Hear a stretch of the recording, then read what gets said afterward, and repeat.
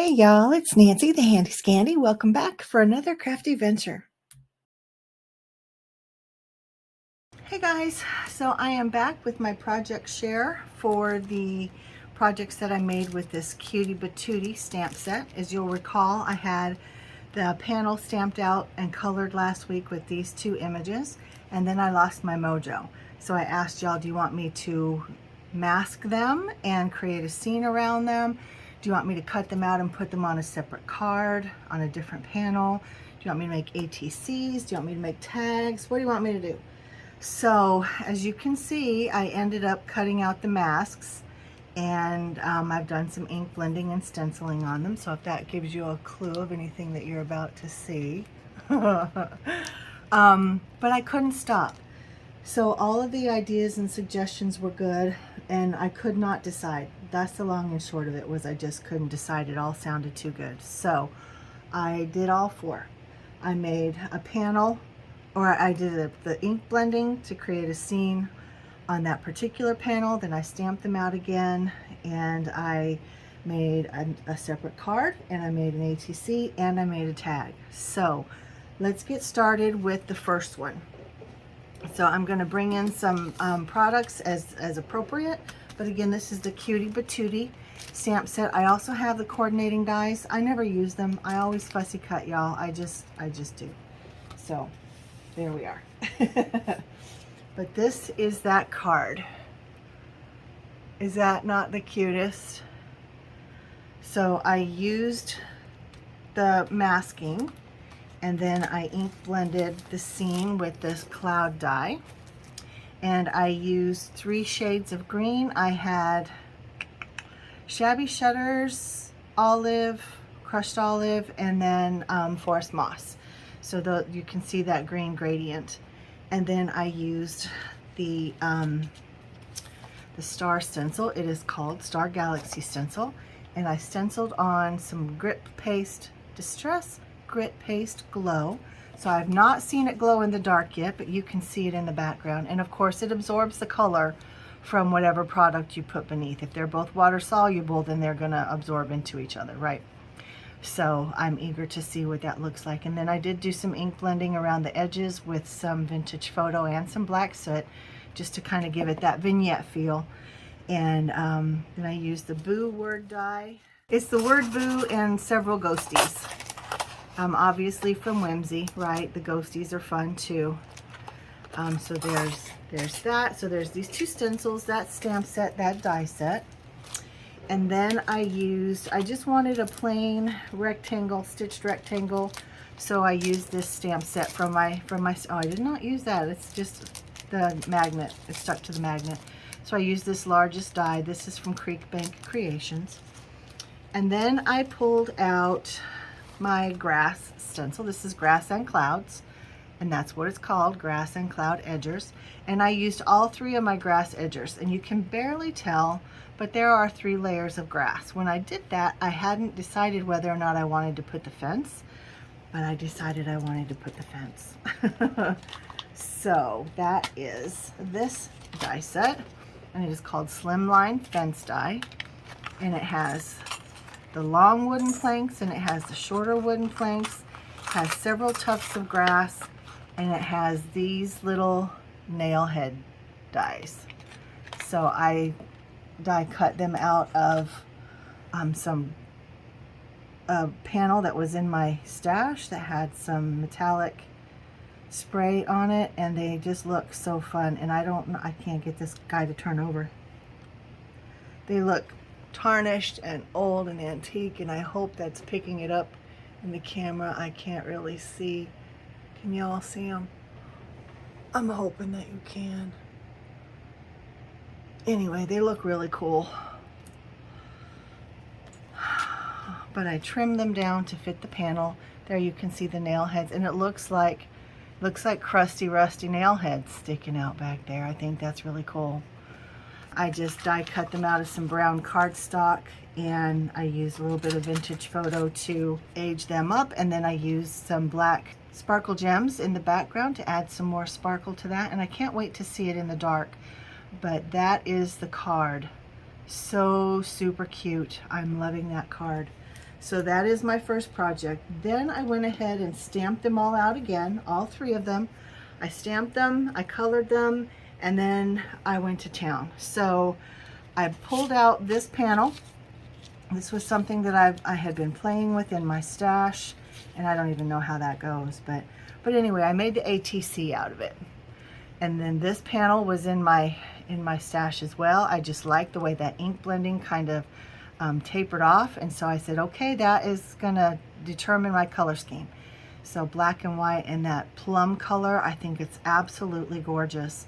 So I used coordinating Olo dyes to give him those plum colored highlights, and I just think it turned out super cute. And then the little confetti, they're the teeny tinies from This Calls for Confetti, and this splatter on this panel, I don't know what that is. I have a feeling that it's sterling from Brutus Monroe, because this little piece, it was literally just a scrap about this big and not much wider than this. It was just in my stash, and I just, like I said, I like the way the ink blending was, so I didn't throw it away. So hold on to those things that are appealing to your eye, hold on to them. You'll know the right time to use them. But then I still have this that I can use to make something else, and I really like that. So that is my second project. So there's project 1 and project 2. And then I decided that I would put this little guy on a card by itself, and I think he's super cute as well. Similar colors. I used this gel plate print. I pulled this during a live over the winter. I went live on Christmas and New Year's, and I can't remember which day this was from, but it's been in my stash, and I love those kind of plum colors, and there's a little bit of tealy in that background, and I purposefully allowed a lot of that background to shine through. I just wanted to see it. And I used this die set from All in Create. It is called Frayed Frames. So it has 2 layers of frames, and then it has all these different edgers that you could potentially put on there. And they all are like you pulled your paper out of some kind of a ledger or notebook or something. So they're all pretty cool. But I did not use these, I just used these. And so I really like that. You can see that layering piece on the back fits perfectly around the 4 panel, if you will, the front panel. And then I found these were in my stash, and I just coordinated these trims and the coloring of the pumpkins in the back to pull out those colors in the background panel from that gel plate print. Then I used the same Boo die as this. So I just think that's super, super cute. Used a little bit of sisal on there to just add a fresh, not fresh isn't the word I'm looking for, a natural element. And then these fun flat sequins, again from This Calls for Confetti. They're absolutely gorgeous. I mean, gorgeous. I'm hoping again that the camera is picking that up.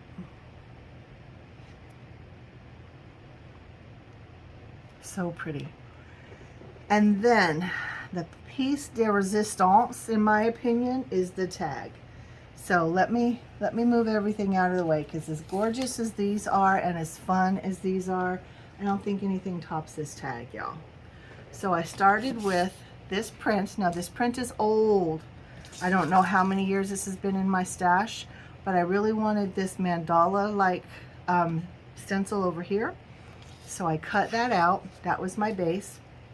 And I used these layering stencils from This Calls for Confetti. I can't remember what they're called, but they're on this same line, right, where they fit perfectly together.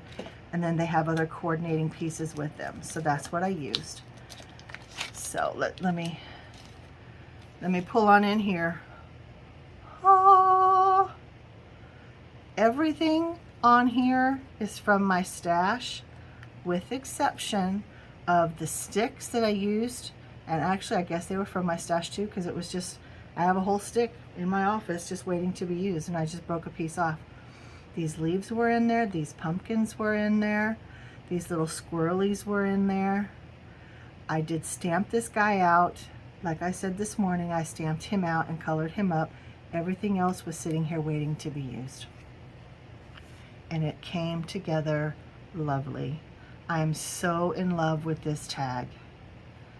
All these leaves, the die is from Simon Says Stamp, but they've been in my stash since last year. I fussy cut out some very, very thin paper. I think that was a book page that I did a gel plate print on, and this was a gel plate print that was hideous.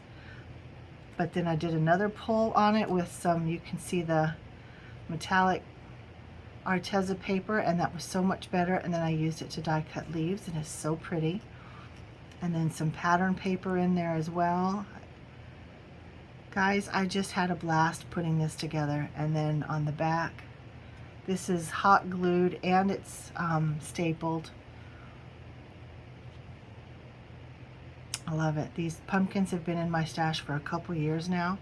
This one was just from last year. This is from a stamp set from Whimsy. These are from Honeybee, I think. The little squirrels, I want to say, are my favorite things. If I'm not mistaken, it's my favorite things from, now I don't know. Don't quote me on that. If I can find it, I'll put it downstairs in the description box. If I can find all the products that I've used, I'll definitely link them. But these are my product shares for my Cutie Batootie. Again, that's a stamp set from Whimsy. Not all of my products to complete my projects are from Whimsy. Most of them are, but not all, obviously.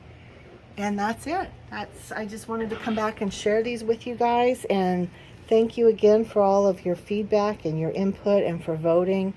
And I had so much fun, and I was suffering with a lack of mojo, but I think it's back. So thanks, guys. I appreciate you. Mwah. Until next time, I'm out.